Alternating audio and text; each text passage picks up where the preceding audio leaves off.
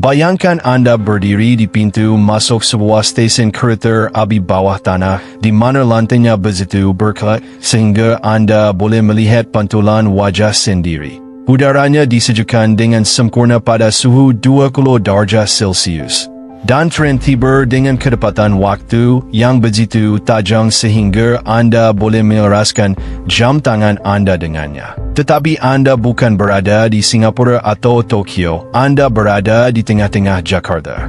Untuk masa yang lama, kita di Malaysia memandang jiran Indonesia kita sebagai sebuah negara yang bergelut dengan kesesakan lalu lintas yang legenda dan bas-bas lama.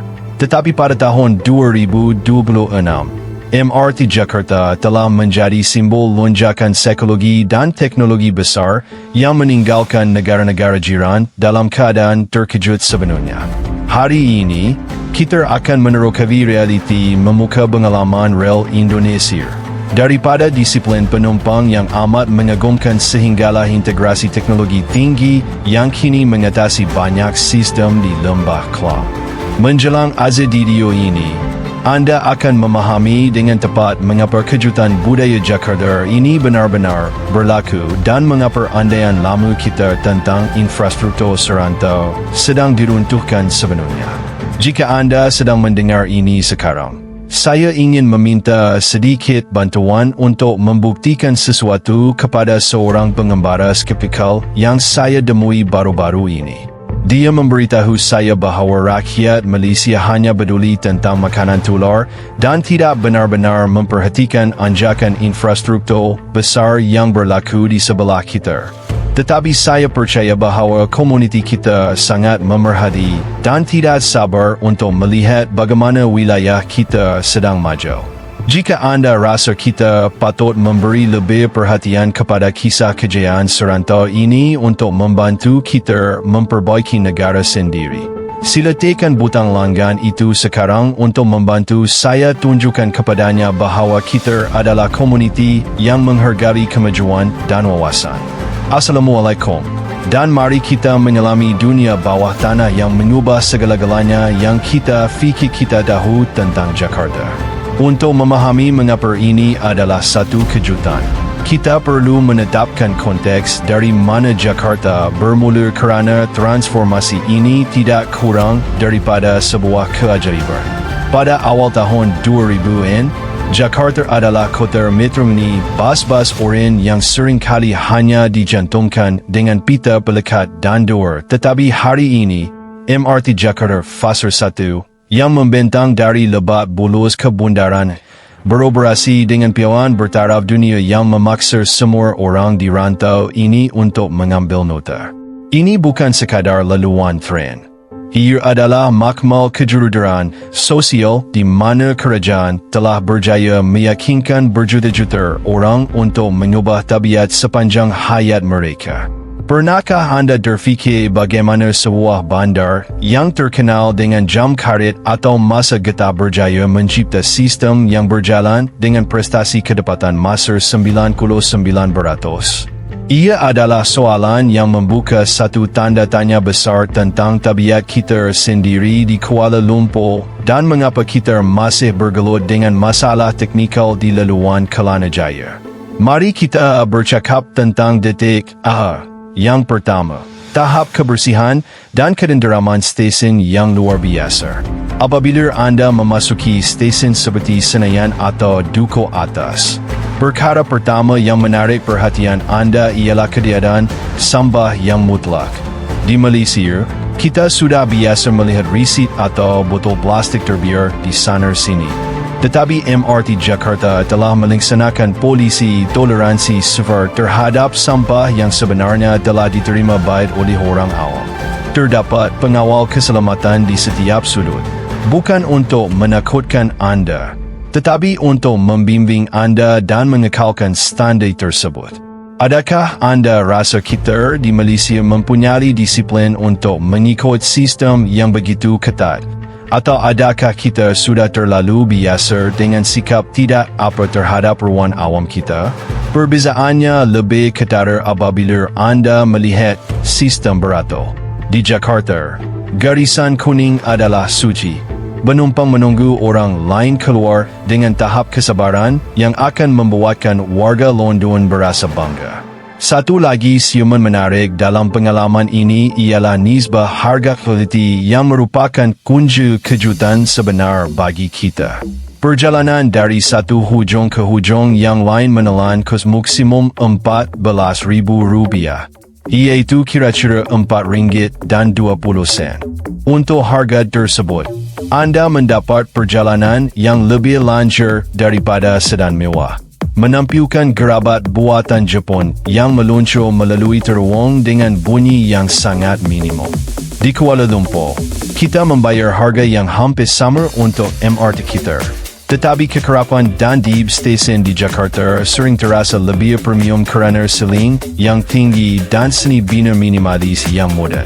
Pernahkah Anda perasan bagaimana beberapa stesen LRT lama kita mula terasa agak sempit dan sesak?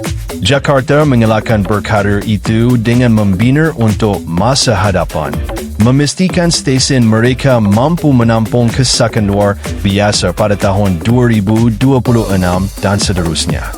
Sekarang, mari kita lihat pada integrasi digital kerana di sinilah Jakarta telah benar-benar melangkahi rantai ini. Anda tidak perlu beratur untuk mendapatkan token fizikal. Sistem ini dibina untuk era telefon pintar. Aplikasi mereka, MRTJ, membolehkan Anda membeli tiket, menyemat kedudukan tren dalam masa nyata, dan juga melihat betapa sesaknya setiap gerabat sebelum tren tiba. Walaupun kita mempunyai aplikasi kita sendiri di Malaysia, tahap fungsi semua dalam satu dalam sistem Jakarta sangat mengagumkan. Anda boleh menggunakan telefon Anda untuk menyimbas kod QR di pintu masuk, dan ia berfungsi lebih pantas daripada kad fizikal yang kita gunakan di KL Sentras. Ia membuatkan Anda sedar bahawa ketika kita menjadi perintis rel di Asia Tenggara, kita mungkin telah menjadi agak statik, manakala Indonesia yang datang dari belakang mempunyai kelebihan menggunakan teknologi 2026 yang paling terkini sejak hari pertama. Satu kisah peribadi yang benar-benar menunjukkan kejutan budaya ini berlaku kepada saya semasa saya memerhatikan sekumpulan komuter di stesen Bundaran Hai. Saya melihat seorang pemuda secara tidak sengaja menjatuhkan cibisan kertas kecil dari saku seluarnya. Sebelum dia sempat menyadarinya, dua komuter lain terus menunjukkannya kepadanya, dan dia segera mengambilnya dengan tunduk memohon maaf. Pemilikan bersama ini adalah sesuatu yang kita masih bina di Malaysia. Kita sering berfikir bahawa tugas pembersih adalah untuk membersih. Tetapi di Jakarta, para komuter telah memutuskan bahawa itu adalah tugas mereka untuk memastikan stesen sentiasa bersih. Berlebihan minda ini lebih mengagumkan daripada konkret dan keluli. Ia adalah satu rantaian ya dalam kemajuan sosial. Adakah mereka mempunyai teknologi? Ya. Adakah mereka mempunyai infrastruktur? Ya. Tetapi yang paling penting, adakah mereka mempunyai kebanggaan sidil? Ya. Sebulat suara. Mari kita bercakap tentang gangguan cerat dalam pengalaman MRT, gerabat berasingan mengikut jantina. Walaupun kita mempunyai gerabat merah, jambu pada KTM dan beberapa laluan MRT kita, penguasaan di Jakarta adalah jauh lebih proaktif. Semasa waktu puncak, kaki tangan memastikan gerabat khusus wanita kekal sebagai ruang yang selamat dan selesa untuk wanita, yang telah mendorong peningkatan besar komuter wanita yang sebelum ini berasa tidak selamat dalam bas yang sesah. Perhatian terhadap keselesaan sosial ini adalah kemuncat reka bentuk sistem tersebut. Ia menunjukkan bahawa mereka tidak hanya membina tren untuk komuter, mereka membinanya untuk manusia dengan keperluan khusus. Bolehkah Anda bayangkan betapa lebih produktif tenaga kerja kita jika semua orang merasakan tahap keselamatan tersebut semasa perjalanan harian mereka? Perbandingan dan kontras adalah sangat penting di sini. Mari kita lihat sambungan batuan last minute kini. Di Kuala Lumpur, kita sering bergelut dengan sambungan perjalanan dari stesen ke pejabat atau rumah anda yang sebenar. Jakarta menyelesaikan masalah ini dengan sistem Jaklingko. Ia adalah rangkaian besar bas mikro yang diintegrasikan sebenarnya dengan MRT. Anda turun dari tren, berjalan 10 langkah, dan terus menaiki bas kecil yang membawa anda terus ke kawasan perumahan. Selalunya secara percuma atau dengan bayaran nominal jika anda menggunakan kad yang sama. Tahap berancangan makro ke mikro ini adalah apa yang kita kurang di banyak bahagian di Lembah Kelang. Kita mempunyai tren yang besar, tetapi kita tidak selalu mempunyai nadi kecil untuk menyalurkan penumpang. Pendekatan Jakarta adalah sebuah organisme holistik, bukan sekadar siri leluhun yang terasing. Beri saya peluang untuk bergurau sedikit. Ingat lagi jenaka tentang mesej Jakarta. Jenaka itu semakin tidak relevan bagi jutaan orang yang kini tinggal dan bekerja di sepanjang koridor MRT. Harga hardana di sekitar stesen seperti Fatmawati dan Sugar Raya telah melonjak kerana orang ramai terdesak untuk melarikan diri daripada gaya hidup yang bergantung kepada kereta. Ini adalah detik yang besar untuk perancangan bandar. Jakarta membuktikan bahawa jika anda membinanya dan jika anda membinanya dengan kualiti bertaraf dunia, orang ramai akan meninggalkan kereta mereka di rumah. Ini adalah jabaran langsung kepada kita di Malaysia. Kita masih merupakan masyarakat yang sangat bergantung kepada kereta. Tetapi apabila subsidi bahan abi kita distruktur semula, kita akan memerlukan sistem yang setanding kebolehpercayaannya dan hebat seperti MRT Jakarta untuk meyakinkan kita supaya berubah. Adakah anda bersedia untuk menukar maidi anda dengan perjalanan tren jika ia bermakna menjimatkan 1 jam masa hidup anda setiap hari? Sekarang, mari kita menuju ke arah kemuncak transformasi ini. Integrasi kereta api laju os. Di stesen Halim, LRT tempatan dan kereta api berkelajuan tinggi bertemu di sebuah hak yang kelihatan seperti sesuatu dari filem science fiction. Di sinilah kejutan bagi negara jiran mencapai puncaknya. Kita di Malaysia masih membahaskan HKSR, manakala Indonesia telah berjaya mencipta superhak pengangkutan yang menghubungkan jantung Jakarta ke Bandung dalam masa 45 minit. Apabila anda melihat seorang pengembara turun dari tren peluru berkelajuan 350 km sejam dan beralih dengan lancar ke dalam gerabat MRT yang berkilat, anda menyadari bahawa jurang pembangunan yang kita banggakan dahulu kini sedang lenyap. Momentum jelas memihak kepada mereka sekarang. Bahagian aziz perjalanan kita hari ini membawa kita kepada penutup tanda tanya. Tadi, saya ada menyebut tentang prestasi kedapatan masa 99%.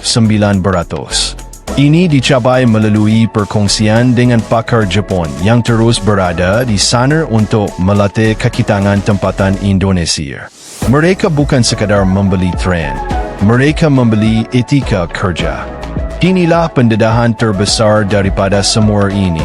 Indonesia bukan lagi sekadar mengimport pembangunan, mereka sedang menyerapnya.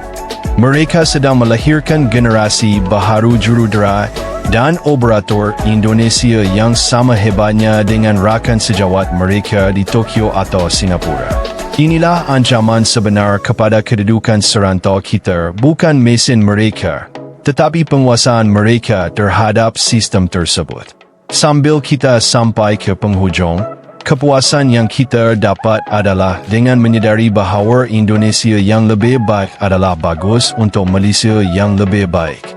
Kemajuan mereka tidak seharusnya membuatkan kita berasa kerdil. Ia sepatutnya membuatkan kita berasa bermotivasi.